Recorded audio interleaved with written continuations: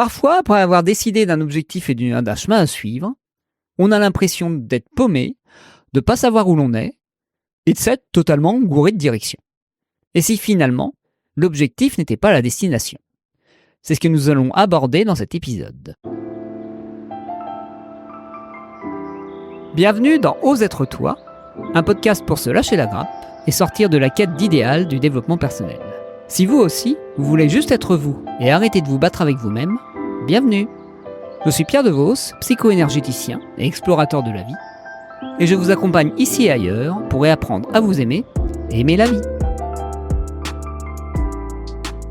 Bonjour à tous, et aujourd'hui j'ai envie d'aborder un sujet que j'aborde assez souvent, sur la différence entre le chemin et la destination, et parfois l'impression qu'on a que les objectifs qu'on se donne ne nous apportent pas réellement ce qu'on recherche. Et donc, j'ai nommé très justement cet épisode « L'objectif n'est pas la destination ». Pourquoi je dis ça ? Tout simplement parce que souvent, on a l'impression d'enchaîner les choses à faire, de cocher des cases, de remplir notre to-do list et de la réaliser, ou pas, mais voilà. Et de se dire, mais pourtant, ça ne change pas grand-chose dans ma vie et je me sens pas plus heureux, ou pas plus épanoui, ou pas plus à ma place, ou pas plus en phase avec moi-même. Parce que c'est un peu ça le sujet de ce podcast et l'intention que je mets derrière. C'est d'avoir une vie qui nous ressemble et où on se sent heureux de l'avoir, tout simplement. Et parfois, on se dit que c'est en faisant des choses qu'on se sentira mieux et en atteignant tel ou tel objectif, avoir la médaille d'or, avoir un enfant, être marié, avoir une promotion, etc. Et si finalement, le résultat le plus important pour nous n'était pas d'atteindre l'objectif, mais de la personne qu'on allait devenir en poursuivant cet objectif, et peut-être même pas en l'atteignant, ou même les émotions qu'on allait ressentir en allant dans la direction de cet objectif. Si vous allez dans la direction de quelque chose qui vous donne envie, qui vous donne de la joie, qui vous dit « Ah chouette, je vais aller faire ça, je vais faire ceci, je vais faire cela », c'est clair que ça va rendre votre vie plus heureuse. Si par contre, vous dites « Ah ouais, il faut que je fasse ça, parce que comme ça, je vais pouvoir cocher la case, je ne serai pas en danger, je serai en sécurité, mais ça me fait chier et ça m'emmerde », je pense pas que votre vie aura le même goût. Je pense que vous voyez très bien ce que je veux dire. Donc tout ça pour dire que c'est pas obligatoirement l'objectif qui va nous rendre heureux, c'est aussi ce que ça nous apporte sur le chemin. Et aussi le processus que ça provoque et la personne que l'on devient.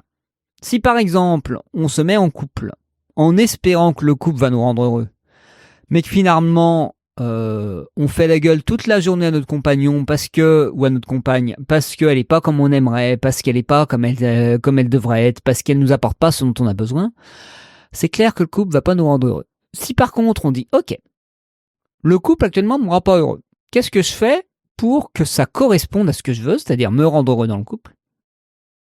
Et comment je peux moi m'adapter pour que cet objectif-là, qui a l'avantage d'être un objectif abstrait, un objectif plus de résultats intérieurs que de résultats concrets, que je puisse quand même l'atteindre dans le couple. Et donc, qu'est-ce que je peux faire sur moi pour être plus à l'aise avec le couple, voir le positif dans le couple, voir tout ce que ça m'apporte, et donc être de plus en plus épanoui dans mon couple, même si parfois, ça ne correspond pas à ce que je recherche, ça ne correspond pas à ce que je veux, et ça ne remplit pas l'objectif de cocher la case, me rendre heureux et rendre ma vie plus cool.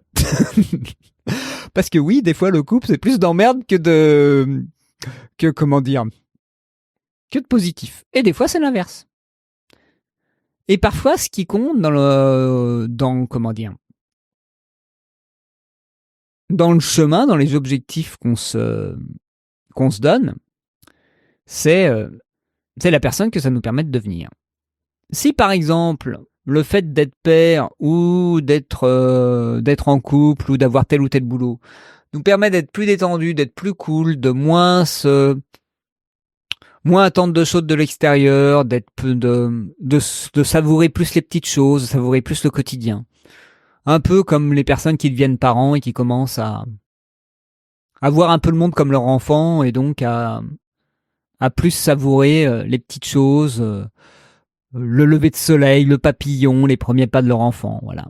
des petites choses qui peuvent paraître immenses, mais qui sont des choses qui peuvent paraître anodines. C'est peut-être ça l'objectif. Et donc, parfois, les objectifs qu'on se donne, et qu'on se dit c'est cet objectif-là qui me rendra heureux, ils sont peut-être juste là pour nous faire prendre un chemin. Et que c'est parfois juste l'occasion de changer de vision du monde, de rencontrer une certaine personne, de vivre certaines situations, et parfois même de prendre une bifurcation. Et ça peut parfois nous permettre aussi de prendre une autre direction. Je prends souvent l'exemple de je vais aller à tel endroit pour faire telle chose, et puis finalement, une fois que j'ai réservé le billet pour aller à cet endroit-là, je ne réserve pas l'événement auquel j'avais choisi de m'inscrire. C'est ce qui m'est arrivé plusieurs fois en disant je vais sur Paris pour tel stage, et puis finalement, je me suis pas inscrit au stage, mais j'ai quand même été sur Paris pour retrouver des amis, et ça m'a donné le prétexte, entre guillemets, pour faire quelque chose que je m'autorisais pas à faire parce que c'était pas assez prioritaire, c'était pas assez important. Il me fallait une carotte plus intéressante pour m'autoriser à prendre du temps pour moi. Voilà. Et pour aller voir les personnes qui étaient importantes pour moi. Et parfois aussi, cet objectif est là pour nous faire nous rendre compte que le but qu'on se donne n'est pas ce qui nous correspond. En gros, que ça nous fait chier, que ça nous correspond pas, qu'on le fait parce qu'il faut, parce qu'on doit, et que finalement, on a envie d'une autre direction et qu'il y a autre chose qui pousse. En gros, quand on se pousse à faire quelque chose, quand on a envie de faire quelque chose, quand on se dit qu'on doit faire quelque chose, et qu'à l'intérieur, ça dit « Ah, mais j'ai pas de temps pour ça. Ah, mais j'aimerais bien faire ça, etc. » Parfois, ces petites voix, ce n'est pas que de la procrastination.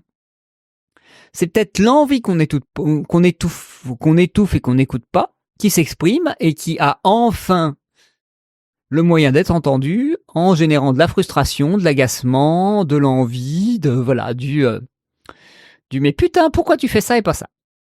Voilà. Donc voilà un peu ce que peut nous permettre des fois de fixer des objectifs qui ne sont pas notre destination. Parfois, certains objectifs sont bien notre destination.